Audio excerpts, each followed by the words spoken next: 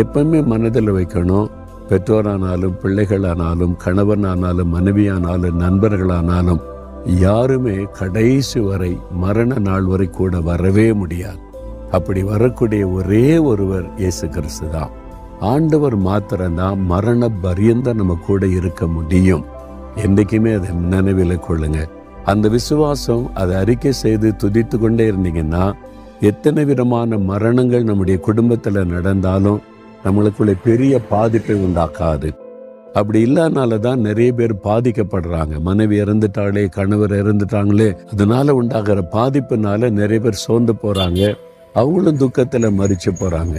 ஆனா ஆண்டவர் எந்தெந்தைக்கும் சதா காலங்களிலும் நம்முடைய தேவன்.